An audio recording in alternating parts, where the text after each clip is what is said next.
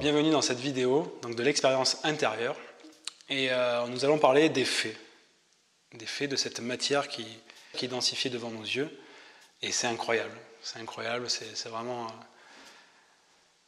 un jeu magnifique tout ce qui se passe.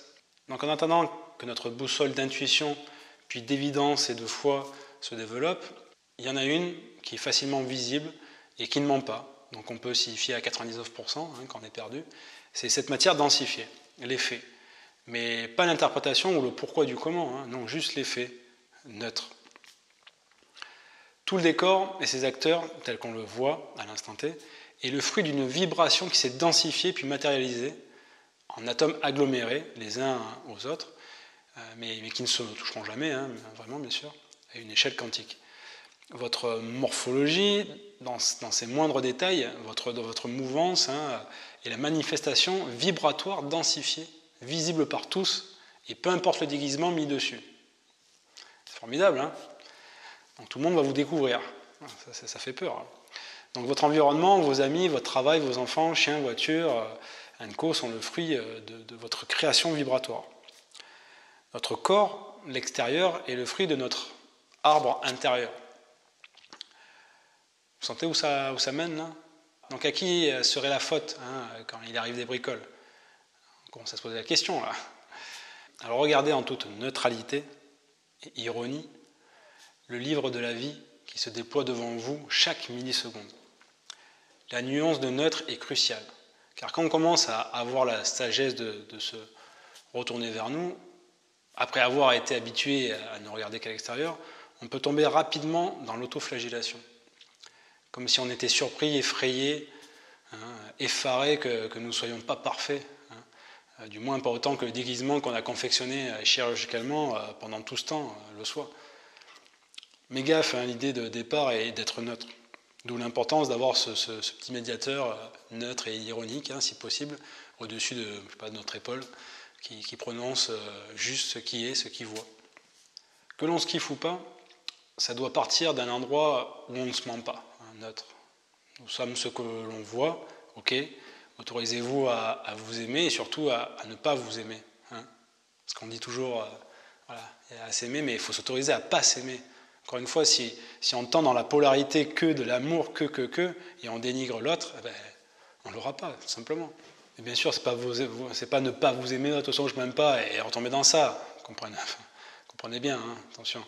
Quand on conscientise qu'accepter le fait de ne pas aimer des facettes de nous, engendre l'énergie opposée. À ce moment, on s'aime grâce justement à ces aspects qu'on voulait bannir. Vous savez, j'ai constaté un nombre incroyable, c'est sans cesse, surtout dans le milieu spirituel, thérapeutique, dans tous ces salons, des affirmations, des vérités qu'ils émettent, avec quoi ils se lobotomisent. La parole dit « je sais », mais le livre ouvert devant moi montre tout autre chose. C'est marrant, voilà. Chacun est comme il est. C'est juste marrant de voir ce jeu. Voilà. Je rappelle qu'un déni contrôlé est plus puissant qu'un déni ignoré. Après, peu importe, j'informe tout ça. Tout est bial, je le rappelle. La vie nous donne toujours ce que l'on vibre, toujours ce que l'on vibre. Si quelque chose est évident pour nous, alors la vie, sous des aspects encore mieux que le mental ne saura à l'imaginer un jour, nous le donne. C'est incroyable. Nous le donne. C'est incroyable.